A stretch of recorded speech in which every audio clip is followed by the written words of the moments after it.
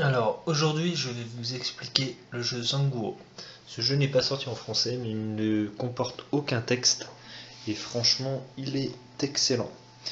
Donc chaque joueur disposera d'un plateau où nous avons 5 zones de déterminées sur notre plateau individuel qui sont représentées aussi sur le plateau principal.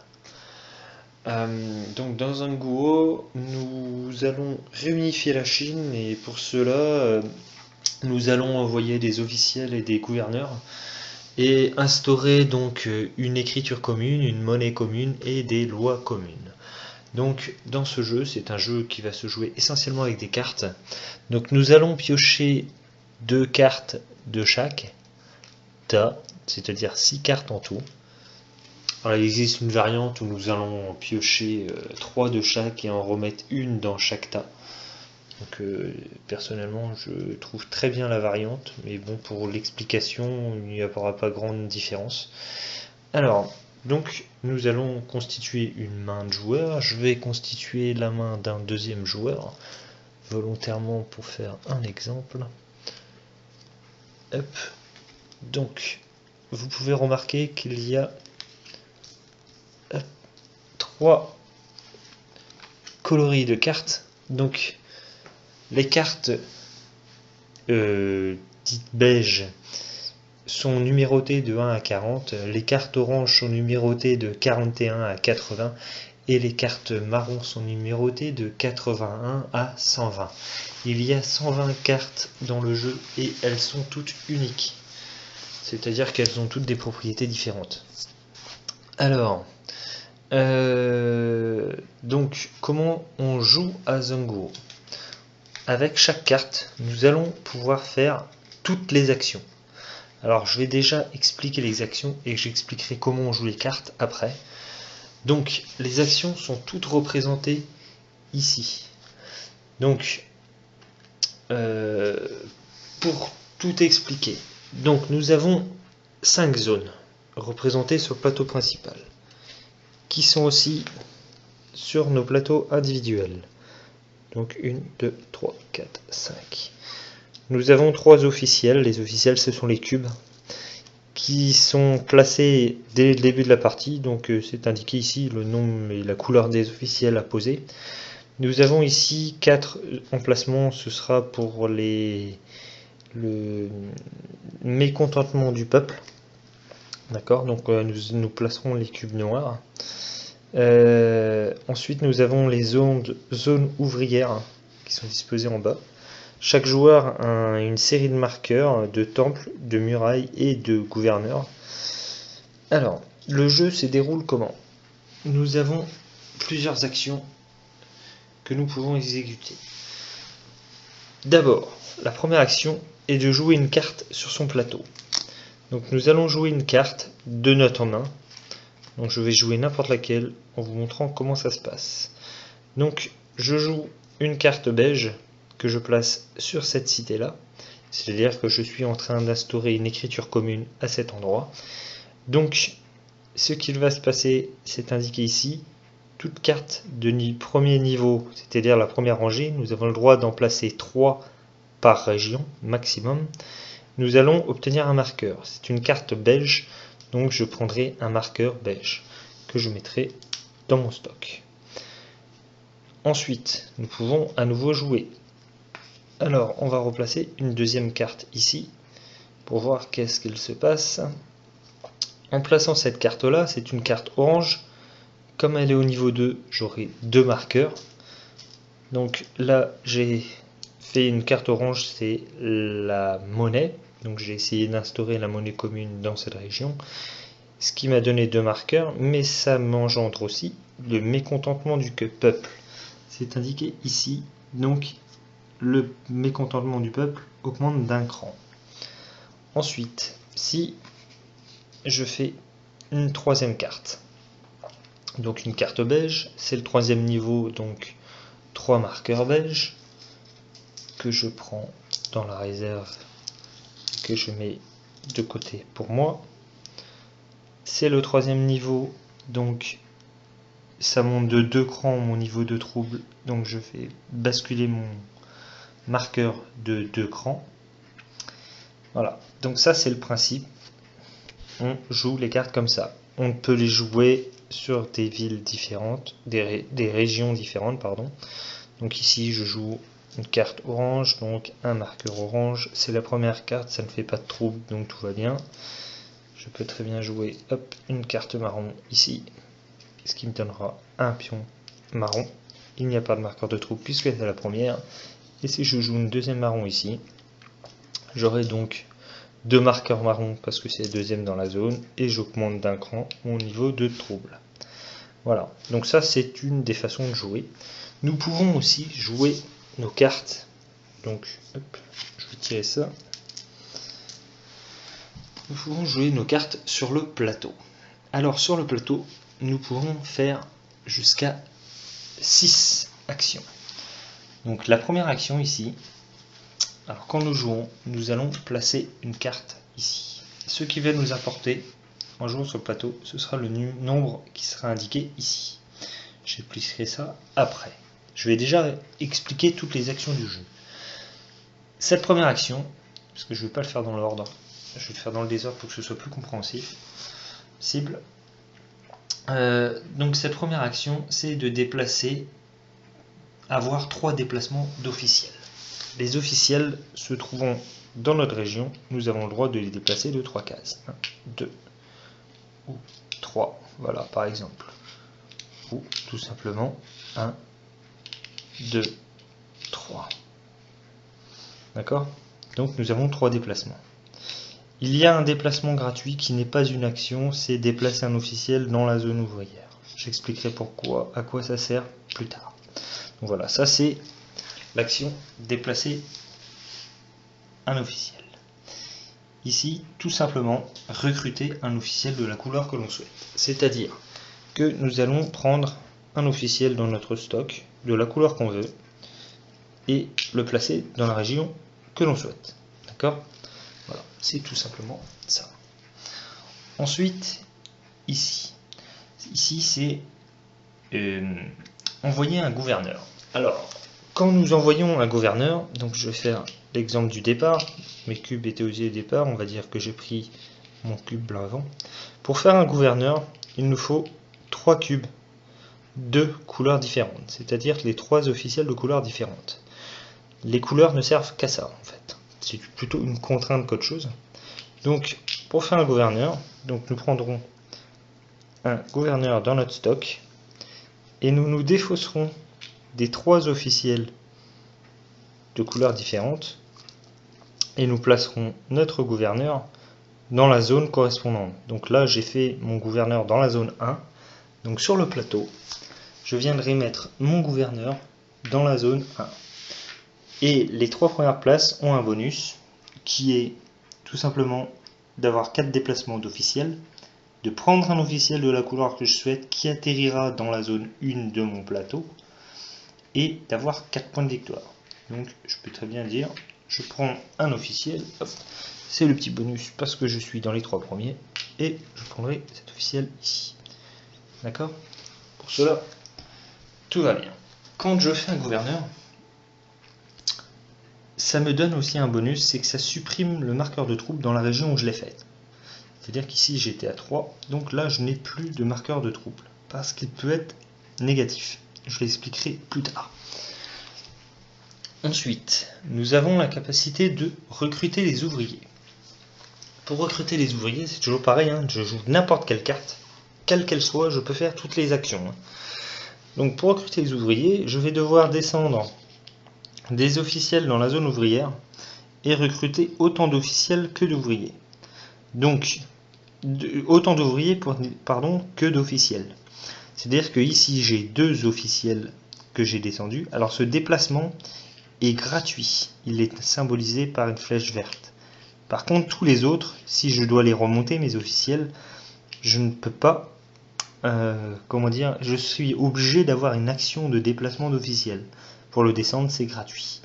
C'est pareil quand vous faites un gouverneur et que vous avez vos officiels ici et que vous voulez faire l'action de faire un gouverneur, vous ne pouvez pas la faire tant que vos officiels sont dans la zone ouvrière. Il faut qu'ils soient dans cette zone-là. Donc, j'étais sur l'action recruter les ouvriers, d'accord? Donc, je recrute ici 2 ouvriers que je prendrai dans le stock. Donc, les ouvriers sont symbolisés par des tuiles comme celle-ci que je mettrai dans le stock. Le problème, c'est que quand je recrute des ouvriers, les gens ils sont pas contents de travailler, donc le marqueur de trouble augmente. Si je n'ai qu'un officiel, je ne recruterai qu'un ouvrier. Le marqueur de trouble augmentera de 1, exactement pareil. Donc, quoi que je fasse, que je recrute 2 ouvriers ou 1 ouvrier, mon marqueur de trouble n'augmentera que de 1 niveau. Ensuite,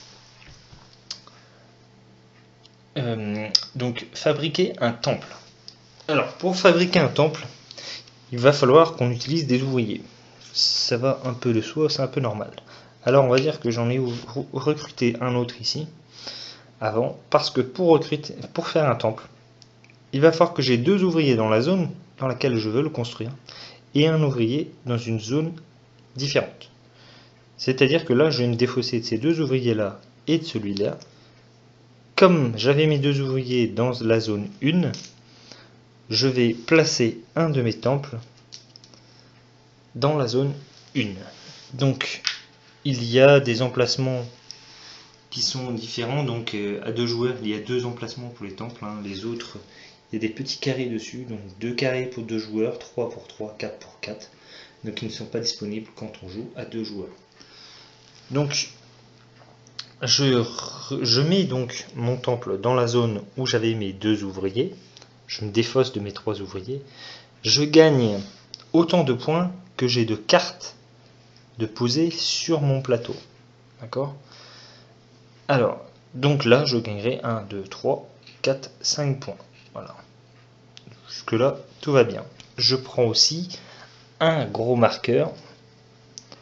Donc ceux-là sont beaucoup plus gros que les autres. Et ils ont une valeur de 3 en fait. Donc je prendrai un marqueur comme ça. Voilà, que je mettrai dans mon stock. Ça, c'est l'action faire un temple. Ensuite, donc, il y a l'action faire une muraille. Donc c'est pareil, ça marchera avec des ouvriers. Donc là, pour l'exemple, je vais remettre mes ouvriers ici. Et je vais en remettre un là.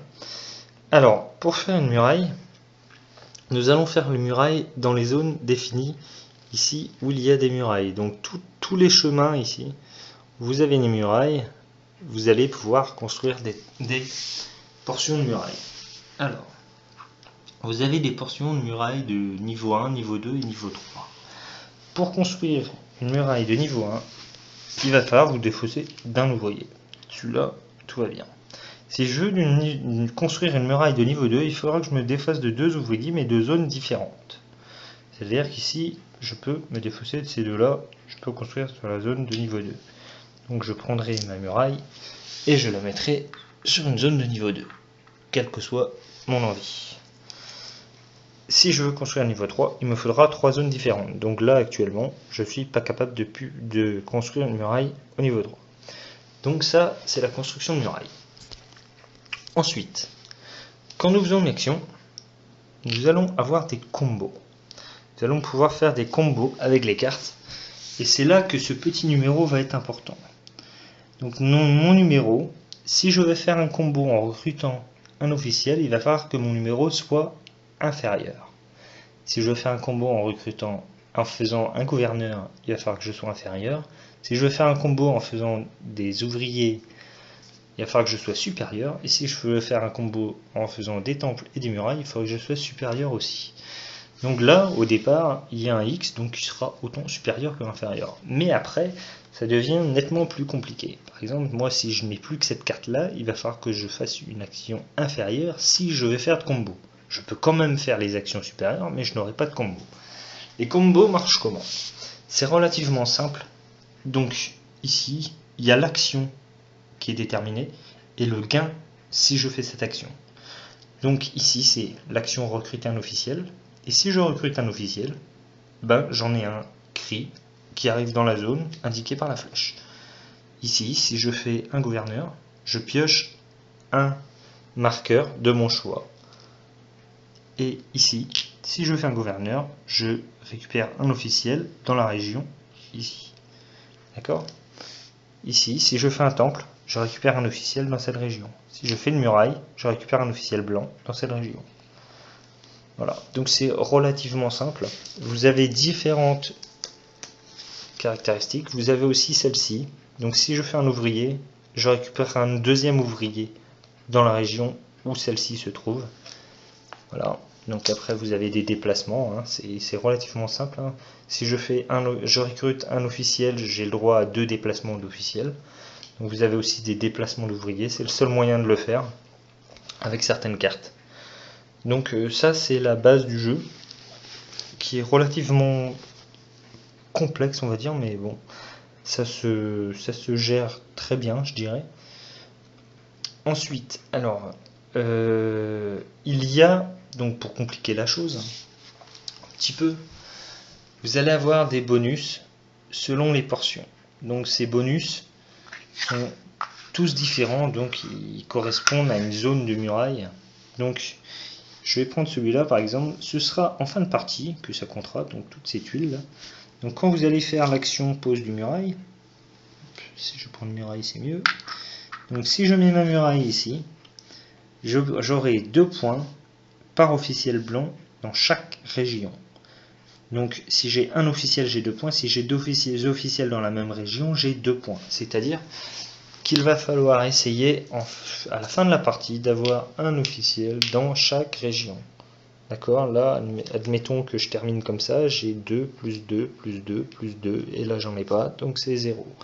Si j'en ai 2 ici, j'ai 2 plus 2, parce qu'il y en a un ou 2 dans la région, mais on n'en compte qu'une fois le bonus. Plus 2, plus 2, voilà. Donc, forcément, il y a un avantage à construire au deuxième niveau et au troisième niveau, c'est-à-dire qu'au troisième niveau, j'aurai 4 points par zone. Voilà. Donc, ces tuiles sont recto verso, donc elles ont toutes des bonus différentes. Là, ça veut dire que nous avons 15 points moins le niveau de troupe total de nos cités. C'est-à-dire que si en fin de partie je suis comme ça, je vais compter 15 moins 1, 2, 3, 4 et 5. Ce qui fait 10 points en fin de partie. Voilà, ça c'est un exemple. Ensuite, ça c'est je gagnerai des points pour chaque cité où je n'ai pas de trouble. C'est-à-dire que là où j'ai 0 trouble, j'aurai 1 point. Si j'en ai, si j'ai construit, je veux dire, une muraille, donc au niveau 2, j'aurai 2 points. Au niveau 3, j'aurai 3 points. Je retourne tout, je vais tous les faire, hein. Donc c'est si mon nombre d'officiels est donc supérieur ou égal au niveau du trouble dans chaque cité. Donc 1, 2 ou 3 points. Ici, c'est pour chaque carte marron que j'ai au-dessus de mes cités. Sur chaque cité, enfin, si j'ai la couleur marron sur chacune de mes cités, j'ai 1, 2 ou 3 points. Si j'ai la couleur blanche sur chacune de mes cités en carte, j'ai 1, 2 ou 3 points. C'est pour chaque triplette, donc là c'est toutes cités confondues parce qu'il n'y a pas de flèche. Donc j'ai 2, 3 ou 4 points. Ici, c'est pour chaque cube officiel rouge que j'aurai sur chaque cité. Donc si j'ai la couleur rouge de cette cité, c'est 2, 3 ou 4 points. Ici, c'est la même chose sauf pour le gris. Ici, c'est pour avoir 2 cartes identiques sur chaque colonne. Donc 1, 2 ou 3 points. Et c'est chaque carte de couleur orange par cité. Enfin, chaque cité où il y a une carte ou plusieurs me donne 1, 2 ou 3 points. Alors ça c'est une chose. Voilà. Alors, quand je parlais des combos tout à l'heure, si mon niveau de trouble atteint le temple, je n'aurai pas les points, parce que quand on construit un temple, on gagne les points des cartes posées. Ici, je n'aurai pas les points de ces 3 cartes-là, parce que mon niveau de trouble atteint ce niveau-là. S'il atteint ce niveau-là, je n'ai plus les combos des cartes. C'est-à-dire que si je recrute un officiel, je n'aurai pas un officiel supplémentaire sans avoir descendu mon marqueur de troupe. Le seul moyen, c'est de recruter un officiel ou certaines cartes aussi qui me permettent de descendre mon marqueur de trouble, qui sont indiquées comme celle-ci. Elle m'indique que je peux retirer un niveau de trouble où je veux. Si j'ai une flèche, ce sera dans la cité correspondante où elle est posée. Ensuite, il y a des décomptes finaux de fin de partie. Donc, ces décomptes, nous allons compter, parce que vous êtes d'accord que on va mettre des officiels un peu partout, donc des gouverneurs plutôt. Donc, nous mettrons des gouverneurs un petit peu partout, et on va dire que ça va faire un truc comme ça. Hop. Voilà. Alors, imaginons, c'est un peu invraisemblable mais c'est pas grave, que le jeu se déroule comme ça. Nous allons compter les majorités en fait de gouverneurs posés dans chacune des régions. Et nous allons compter donc 9 points plus 3 points par gouverneur. C'est-à-dire, on va compter 9 points plus 3 et 3, 6. C'est-à-dire que ça fait 15 points pour le joueur bleu, parce qu'il est tout seul. S'ils sont 2 ex aequo, on va compter 9 points plus 3 points de 1 des joueurs. Nous n'allons pas compter les deux, parce que ça ne sert à rien. Et donc, ça fera 12 points divisé par 2. C'est-à-dire que les deux joueurs auront 6 points chacun. Si la personne est toute seule, elle aura 9 points, plus 3, 12. Imaginons que le joueur rouge ait fait ça. Donc, il en a plus que le bleu. Il va compter 9 points, plus 6 points. Pour lui, il ne compte pas le pion du joueur bleu. Voilà. Ça, c'est un des décomptes. Ensuite, nous avons les objectifs. Alors, nous avons 3 séries d'objectifs. Donc, nous avons plein de tuiles. Hein. Vous avez des tuiles, ça permet de renouveler le jeu. Donc, il y a vraiment un renouvellement énorme. Donc, nous allons retourner nos tuiles et nous allons connaître les objectifs. C'est-à-dire, en début de partie, les tuiles sont retournées et nous avons 2 séries d'objectifs. Nous avons une série marron, donc qui est ici, et la série verte qui est ici. Donc ça nous indique dans quelle région nous allons devoir faire des gouverneurs, dans quelle région nous allons devoir faire des temples, et dans quelle région nous allons devoir faire des murailles.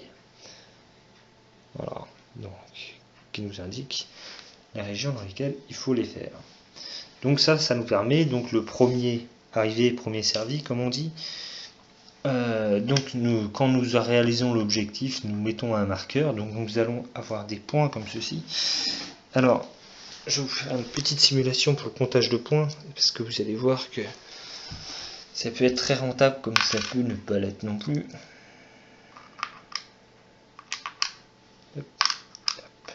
Alors, imaginons que ça se termine comme ça. Le joueur bleu, ici, obtient 3 points, plus 5 points, donc ça fait 8 points, multiplié par 2 parce qu'il a 2 marqueurs. S'il en avait 3, ça multiplierait par 3. Donc là, il aurait 4 points et 4 points, ça fait 8 fois 2, ça fait 16 points. Voilà. Donc ça, c'est là, il n'a que un marqueur, donc il a 3 points, point barre. Voilà. Donc ça, c'est un des points forts du jeu aussi. Donc, pour vous résumer, toutes les actions sont là. Donc pour construire une muraille, c'est un ouvrier dans des zones différentes. Donc le rouge, c'est toujours les zones différentes.